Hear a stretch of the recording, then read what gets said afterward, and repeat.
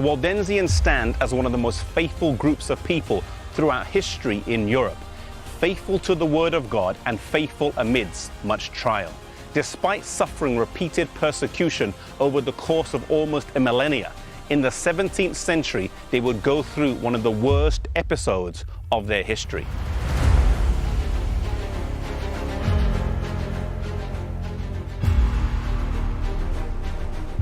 In January of 1655, the Duke of Savoy gave the Waldensians in the lower valleys a choice: either attend Mass or leave the valleys. Rather than compromise, some 2,000 believers journeyed across snowy rivers and hills in the dead of winter to be welcomed by their fellow believers in the upper valleys. But this was merely the calm before the storm. In April of that year, the Duke sent an army into the valleys, and on April the 24th, at 4 a.m., a Saturday, the massacre started.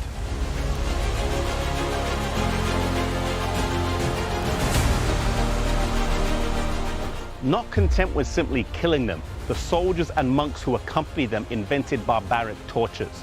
Babies and children had their limbs torn from their bodies by sheer strength. Parents were forced to watch their children tortured and killed before they themselves were tortured and killed. Fathers were made to wear the decapitated heads of their children as they were marched to their death. Some Christians were literally plowed into their own field. Some were flayed or burned alive, and many endured much worse. Unburied bodies, dead and alive, covered the ground.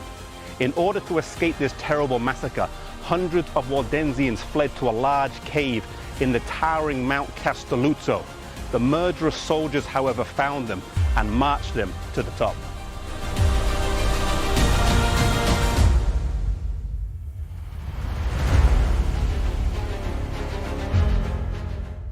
They came to this spot right here and were hurled over the edge to their death on the rocks below. I believe that on the resurrection morning, many faithful believers will rise to glory from the bottom of this mountain and in this valley. This is the reference in Milton's famous sonnet to the bloody Piedmontese that hurled mother and infant down the rocks. Survivors of the massacre were few, but they rallied together and wrote to Christians throughout Europe for help. Their letters included the heart-rending words, "Our tears are no longer of water, they are of blood. They do not merely obscure our sight, but choke our very heart." When Oliver Cromwell, Lord Protector of England, heard of the massacre, he called for a national day of fasting and collected money to send to meet the physical needs of the Waldensians.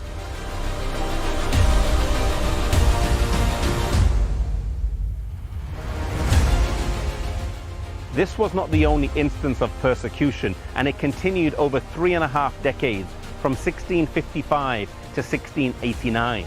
During that time, more than half were driven from the valleys.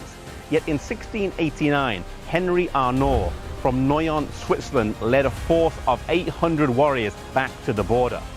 In the winter, they resisted 4 separate attacks from a much larger army.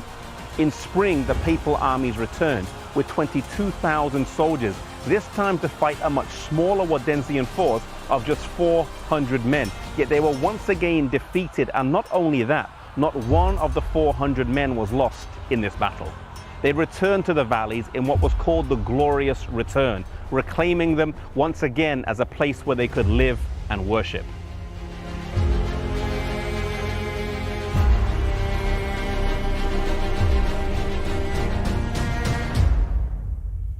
The Waldensians had a faith that reminds me of Job. They were a people who suffered attacks and persecutions for several centuries, close to 1,000 years, suffering immeasurably. For many, it did not weaken their faith, but rather strengthen it.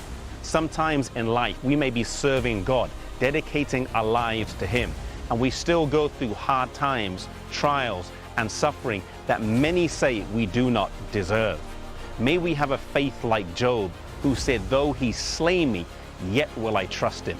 Whatever we go through in life, may we stay hold of God, trusting that He has our best interest at heart.